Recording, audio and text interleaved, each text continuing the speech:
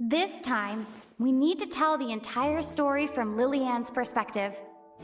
And it's Ace Detective Paimon time!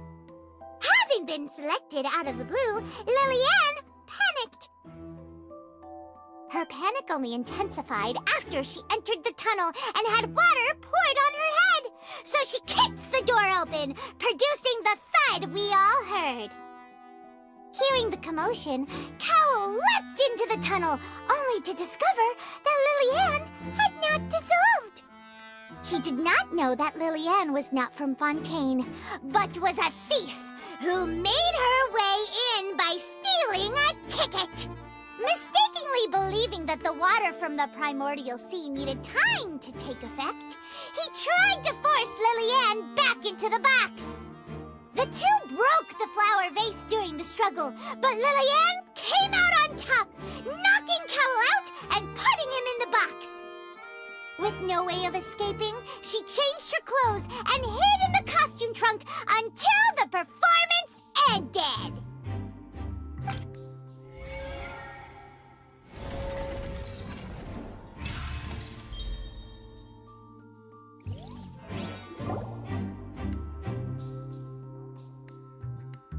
She knew that she would have to go through guard inspection if she tried to leave afterward. So, she has been trapped in the Opera House these last 2 days. She had already become desperately hungry by the time we were chatting over macarons. So, she swiped 2 of them right under our noses. Talk about a sneaky thief. At this point, all the events that happened in the tunnel have now come to light. Ah, so that's the whole story. Bravo! Bravo! Now then, Lady Farina, do you wish to speak against the defense's statements?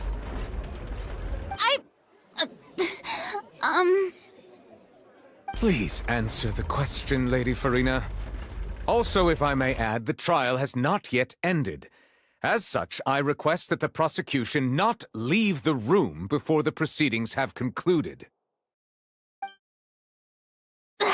What, are you reading my mind now? No, I have no further arguments. I admit defeat. But really, could you at least have left me with some dignity? Wow, look at that! She's like a deflated balloon now. If there are no objections, then as the Chief Justice of Fontaine, I shall once again repeat the full sequence of events. The actual perpetrator of the serial disappearances, Cowl, selected his next victim from the audience reservation list. With some modifications to the selector, he could ensure that the pre-selected young woman would be chosen. To cover up any evidence while committing the deed, Cowl thought of allowing the water tank to fall, which would conceal the water left behind after the young woman was dissolved. He also tampered with the rope suspending the water tank, using the fireworks at the end of the performance to cause the tank to drop and hide the watermarks.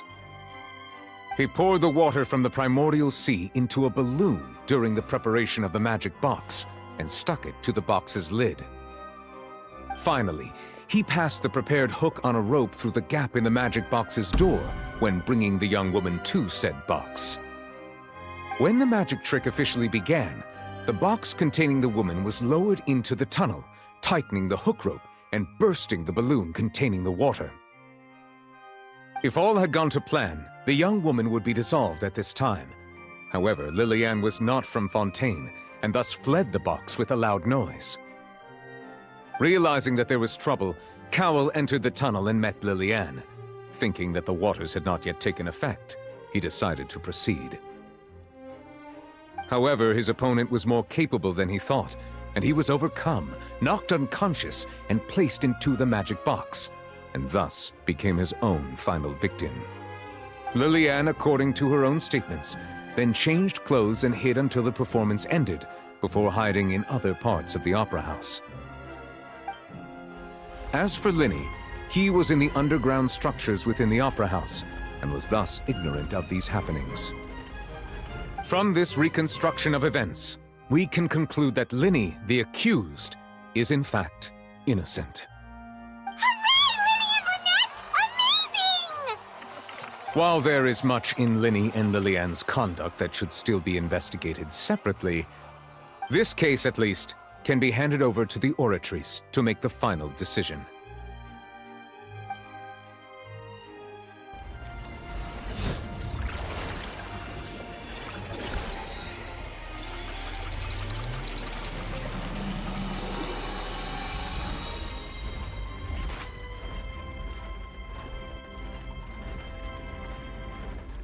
As such, Linny and Lynette are officially declared not guilty. Victory for Ace Detective Paimon! Great work, partners. Thank you all. Thank you so much. Next, I think we deserve an explanation, Guard Vaughn. How did you find the water from the primordial sea in Linny's baggage? Right! Your discovery caused me to make a serious mistake, you know. Or was that not a discovery, but false evidence that you dared to bring before this court?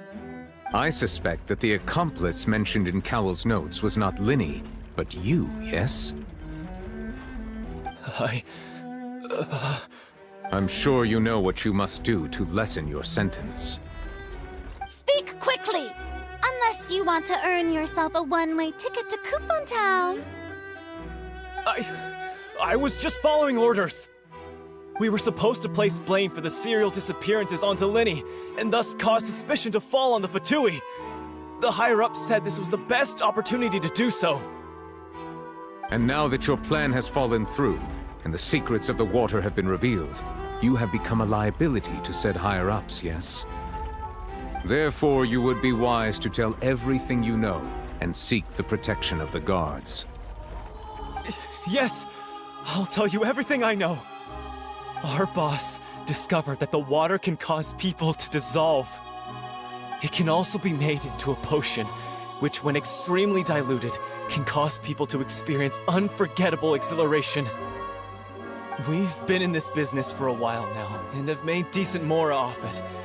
The disappearances were also the boss's idea. I mean, this is the boss we're talking about. The...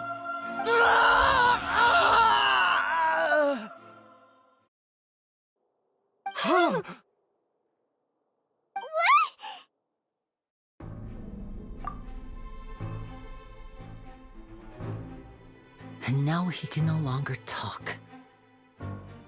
Such ruthlessness. I shouldn't have expected any less of them. An outrageous act. All present, please submit to inspection immediately.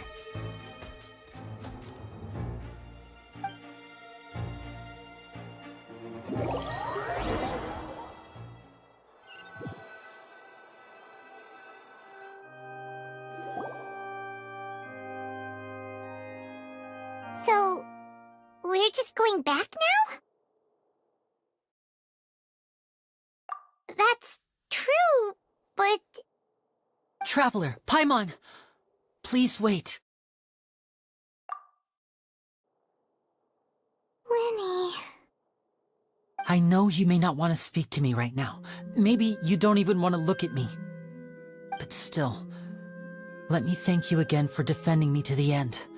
Even after you learned that I'm a member of the Fatui.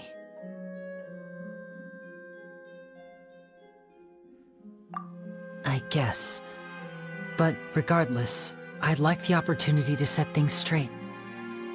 I didn't approach you with any ulterior motives or ill intent. I've spoken to you as myself, just plain Linny this entire time. As for why I'm a Fatus, it's because the goals of the House of the Hearth align with those of an orphan like me. That was how Father, who you might know as the Knave, approached recruiting us back then too. The Knave? The one who controls the House of the Hearth? She's your father? That's right. And since we're here, I was wondering, would you mind hearing a story? It's about my past.